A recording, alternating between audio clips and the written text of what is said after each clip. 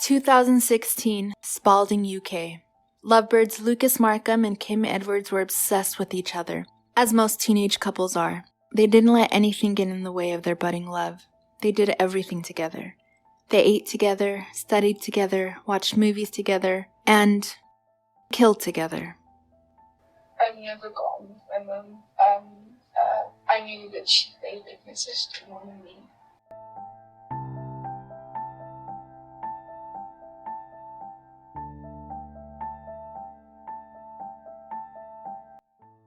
Spalding, UK was a beautiful town found in East England. It has a low crime rate, filled with markets and picturesque countryside. It doesn't try to be anything it isn't. A place anyone would be proud to raise their family in. Kim was the middle of 3 daughters, her older sister Mary and her younger sister Katie, aged 13. But before they moved to this ideal little town, their home life wasn't quite as ideal. Kim's parents were Elizabeth and Peter Edwards. Elizabeth was the more caring parent, but Peter, not so much. He was known to use violence as a way of discipline, so much so that it became normal in the Edwards home. Peter was reported to be a drug addict who constantly turned to domestic abuse to instill control. He was toxic and a danger to his family. Eventually, in 2004, Elizabeth was able to take her 3 daughters out of this perilous situation. She spent some time floating from place to place and frequenting women's shelters, trying to stay away from Peter, before she was able to finally settle down in Spalding and start her and her daughters' lives over. Things were finally looking up and everyone's lives were getting back on track again. Finally, Elizabeth was able to see the light at the end of the tunnel. Or so she thought. Domestic abuse had become so much a part of her life that she herself, without a second thought, turned to it. In 2008, when Kim was just 6 years old, got into a spat with her mother. If you can call it that. I'm not sure how you can get into a serious spat with a 6-year-old, but she did. Elizabeth lost her temper and punched Kim in the jaw. Quickly, Elizabeth accepted that what she had done was wrong and called social services on herself. She may have realized that she needed to work on herself so that this didn't spiral into something worse, and so that her daughters didn't grow up thinking that this was acceptable behavior. Both Kim and Katie were taken into foster care, and Mary was old enough that she was now out of the house. The 2 girls were only in foster care for a few months, and when they returned back to their homes, it's reported that things were still shaky and dysfunctional, especially for Kim. Kim would disclose to her counselors that her mother didn't care for her, and that it was obvious that she loved her sisters more than she did Kim. Kim stated that her mother had tried to strangle her once, although Elizabeth denies that this had ever happened. Kim grew up feeling like an outcast in her own family and struggled with depression. She told her caseworker that she felt abandoned and that she was the black sheep of the family. By her teenage years, these troubles and the feelings that Kim had were clearly holding her back, and her teachers were aware of them. They believed that it was so serious that they even had her evaluated at a mental health service, and she was told to be only a 2 out of 10 on the concern level. Clearly, they didn't think that there was much to be concerned about, and not to take too much interest in Kim Edwards, as far as safety was concerned. But it's safe to say, especially for a teenager, that when things aren't ideal in our own lives, that we tend to compare them to movies, books, and TV, and just hope that one day we can escape our own dreary, unfortunate lives and be swept away into a fantasy life. And for someone who wants nothing more than to escape, they tend to take affection wherever they can get it and romanticize it. Kim found her escape when she met Lucas Markham. Lucas, unfortunately, also grew up in a chaotic household. His life mirrored Kim's in many ways. Lucas's father was an alcoholic who also chose violence as his preferred method of discipline, and when drunk, it only got worse. Lucas's mother died when he was about 4 years old, and Lucas was in and out of foster care and bounced from home to home for many years before he ended up living with his aunt in Spalding. Unlike Kim, who closed herself off and tried to keep a low profile, Lucas was loud and destructive. The other students described him as a bully and a menace. In 2013, Kim and Lucas met at Spalding Academy. Lucas was known for having fits of anger and bursts of violence. In fact, Kim first noticed Lucas when he was throwing a chair across a room during one of his fits. Let's call them tantrums. You know, like the type toddlers have, except for teenagers. And apparently this incident sparked something for Kim, and she started gaining interest in Lucas. Kim had a crush on Lucas for a while before they finally made it official in 2015, when they were 13 and 14 years old. Kim finally seemed happy. She was making friends and enjoying her life. Things were going well for her. And although they didn't seem like the perfect fit, they made each other happy and were a couple. So now that Kim's love life was blooming, everything else was getting thrown to the wayside. Her grades were slipping and she was acting out more at home. Her mother didn't like the influence that Lucas had on her. Elizabeth was worried that he was too controlling and that their obsession with each other was unhealthy. Considering that Elizabeth has had bad relationships in the past, it seems logical that she would be hyper-focused on the negative traits that Lucas showed. Kim's mother wasn't the only one with concerns. Her sister and friends noticed that she would have bruises on her body and even the occasional black eye. When Kim and Lucas argued, Lucas had no problem calling Kim every slur you could think of, and he didn't hide it. For Kim, when it was good, and when it was bad, it was really bad. They were infatuated, and I have to agree that the infatuation was not healthy. There are certain relationships and couples that only live on the ends of the spectrum. They feel that everything has to be the extreme, and they skip the middle, steady, comfortable, stable part of their relationship. Feelings become more hyperbolized and exaggerated. Instead of young love, it becomes two star-crossed lovers. Instead of promise rings, it's commitment pacts and declaring one's love with unnecessary acts to prove it. It's us against the world, and if you're not with us, you're against us. Feelings are rushed, decisions are spontaneous, and practicality is thrown out the window. Love is forced because you feel good, and you haven't felt good in a long time, so all you want to do is hold on to it by any means necessary. So you put up with the bad because eventually the good will come back. It's a whirlwind of emotions that need to be thought out and reflected on, not just felt. But when you're a teenager, you know everything, right? About a year into their relationship, Lucas and Kim ran away together after Elizabeth had banned him from going to her home. There was a large search for them. The police were involved, the community was involved, and they were eventually found in the woods. They had packed a tent and rations and were camping out for about 5 days. This was the last straw for Kim's mom. Elizabeth wanted Lucas out of Kim's life. She forbade Kim from seeing him and grounded her indefinitely. But of course, this only made their infatuation stronger.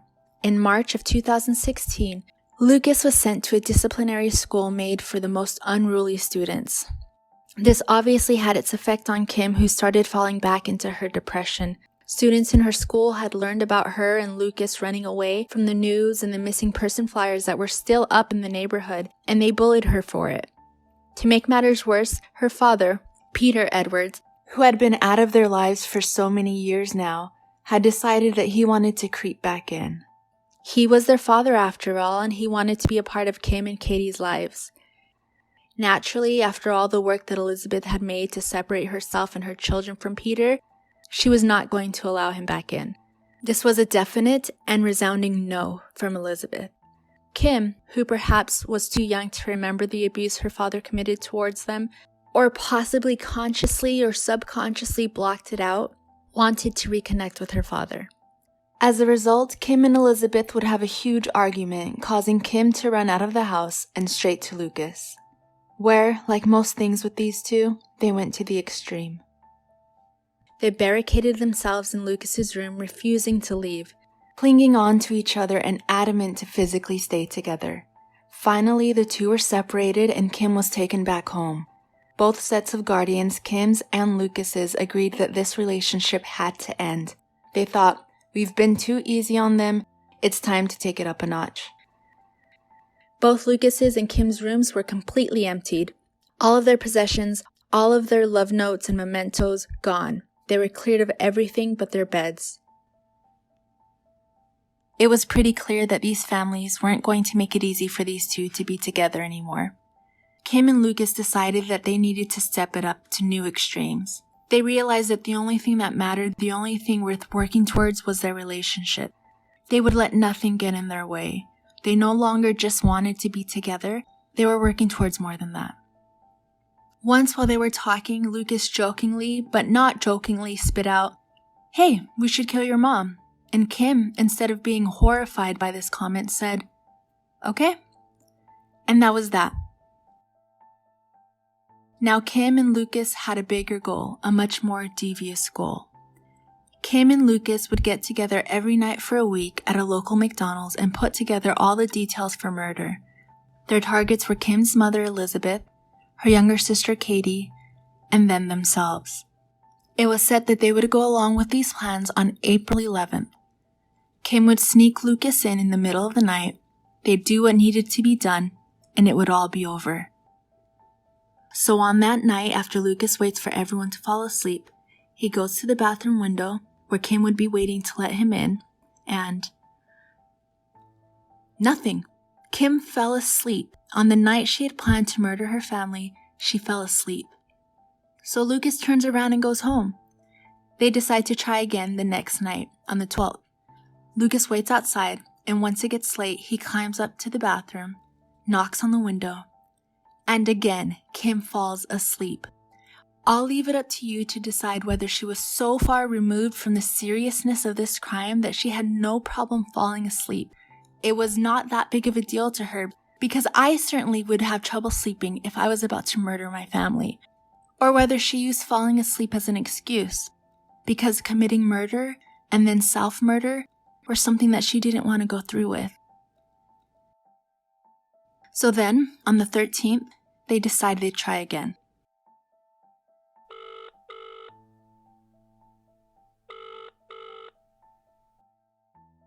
By April 15th, people started to worry, or at least noticed that neither Kim, Lucas, or Katie had been to school, and Elizabeth didn't show up for work. The Edward home was eerily quiet, and there wasn't any movement in or out. Not until police came knocking on April 15th.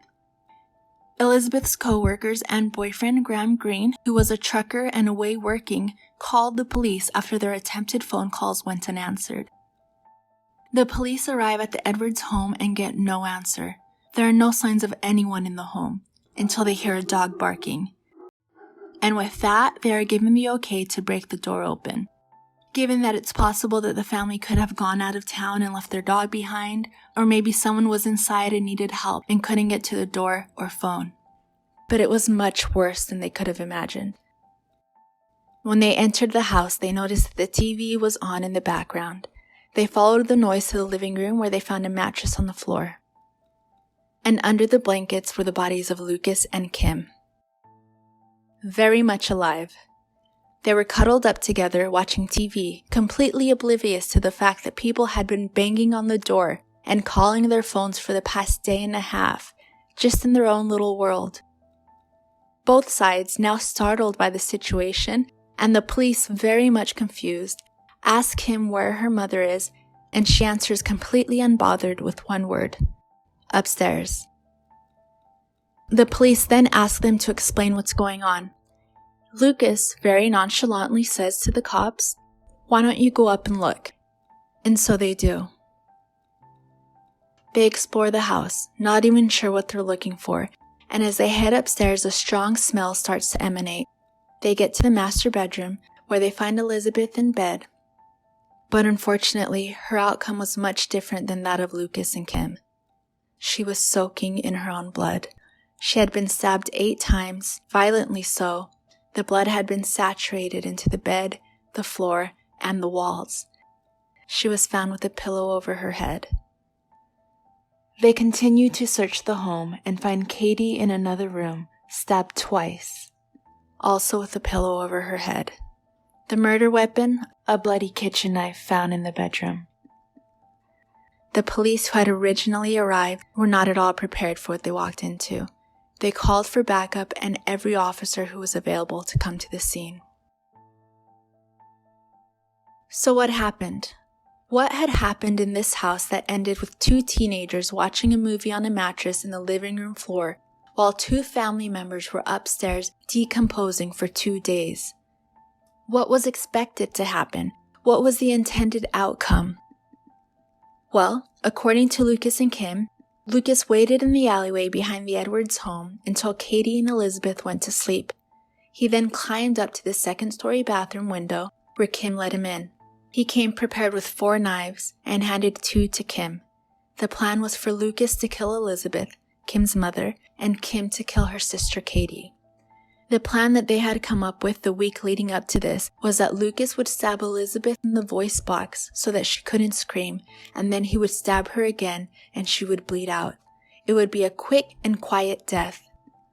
So the day of, he sneaks into her bedroom, stands over her, and lunges the knife into her throat. But he misses.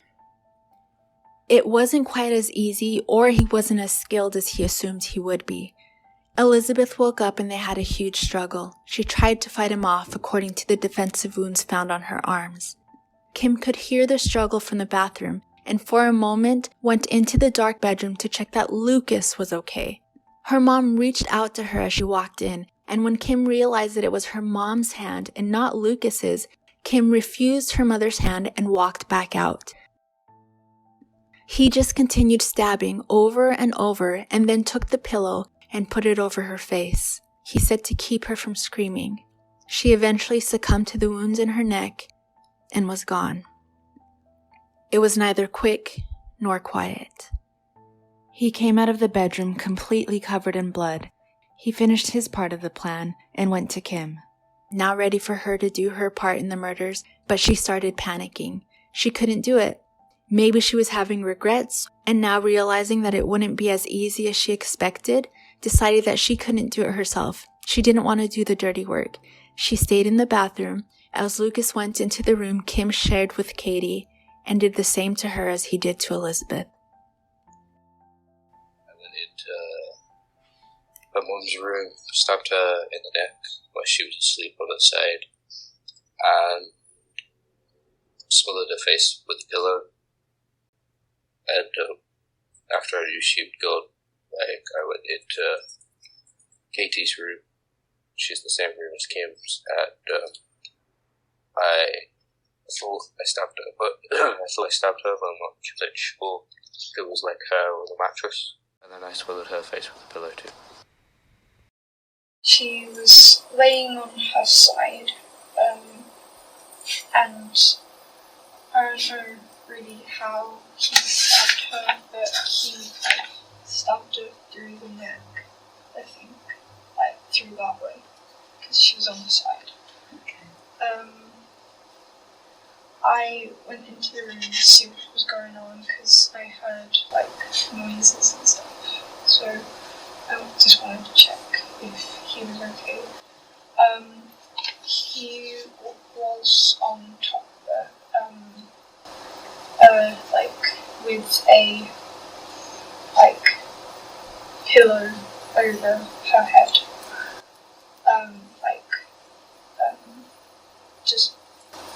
Even though her, voice box and that was, I thought I heard her say, "Get off me," but I'm not entirely sure. Then after about 10 minutes of Lucas putting his weight on her, she was dead. They then closed the doors to the bedrooms, went into the bathroom, and took a bath together. What conversation takes place then? She asked if she struggled to get it. I said no, and if it happened, and I said yeah. That's pretty much it. Then she said, take your clothes off because they're covered in blood, and I did. Then we put them in Liz's room, and then we had a bath together, just because it was both dirty. After they cleaned up, they grabbed a mattress from the room that Katie was in, took it downstairs, and had a slumber party, where for the next 2 days, they ate snacks, drank alcohol, had sex, and watched the Twilight movies. Again, I don't know what they intended to happen, if they even had a part 2 to their plans, because if they had no intentions to run away or even attempt to hide, what was the point? Whatever their plans were, this is what they did. They lounged around the house, eating, drinking, and being merry until the cops burst through the doors 36 hours later. All while Kim's mother and sister were upstairs. But wait, we do know that there was another part to their plan. What happened to that? I clearly remember stating that the plan went mom, sister, themselves.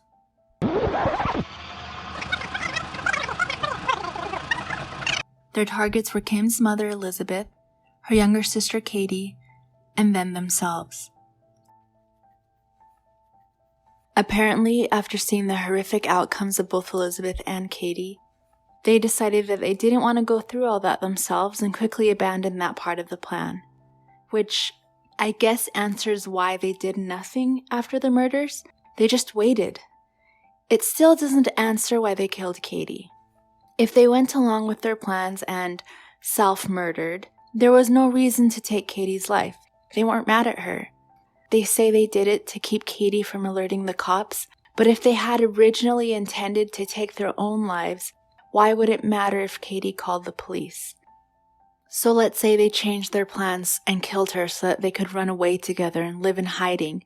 But they didn't do that either. They literally stayed at the crime scene and waited for the cops to arrive. So why? Maybe they can explain it. Why? What was the reason for killing Katie? Because she had called the police. Not the only reason? Pretty much. And my sister doesn't have to go through the heartbreak and like, all the emotions and stuff. Oh, so they were saving her from the heartbreak and emotion. I think these were teenagers with their own heartbreaks and emotions that they were too young and too immature to control, along with some deep-seated heinous and evil desires and traits. Kim claims that the murders were relieving, almost as a favor to her mother and sister because now they don't have to worry about her anymore. Till this day, she doesn't feel remorse for the murders. According to her, they were done in everybody's best interests. But I'm sure if Elizabeth and Katie were given the choice, this would not have been it. What exactly happened to cause you to want to plan this? Just kind of Because it's quite a drastic thing to happen. You clearly, from what you're saying, had your reasons. I mean, what were those reasons? just that ever since like I was young, I've never got on with my mum. I knew that she favoured my sister more than me. And even though she said that she didn't, I knew that she was lying. How did you feel? I was okay with the fact that it happened so quickly. It gave me peace of mind. It wasn't like torture or anything. And how do you feel about it on reflection now? Feel happy about it? To a point, yes. What's that? Yes, because my mum doesn't have to do me being suicidal. She doesn't have to wake up worrying every morning to see if I'm still alive. Kim and Lucas were eventually charged. Lucas pleaded guilty to murder and Kim to manslaughter because she didn't physically commit the murders, and claiming that mental illness had taken its toll on her and this was the result. In the end, they were both convicted to 2 counts of murder. They will spend no less than 17.5 years in prison. They are the youngest couple ever convicted for murder in the UK. Were these crimes committed as a result of their difficult childhoods? Or are these two wired differently and it was inevitable? Or perhaps a mixture of the two? Some people say that they were children and didn't know any better. They let their emotions get the better of them. And while I agree that as a teenager we know nothing, all while claiming to know everything, and yes, we grow and evolve, but I can assure you that at age 14, I knew that murder was wrong. Have they forfeited their right to live freely in society, or do they have the chance to be rehabilitated? It's chilling to me, actually, that by the age of 32, they will be out and about living their lives after committing such horrific murders, when Katie and Elizabeth aren't given that chance. Thank you for watching this video. Please like and subscribe to show your support, and we'll see you in the next one.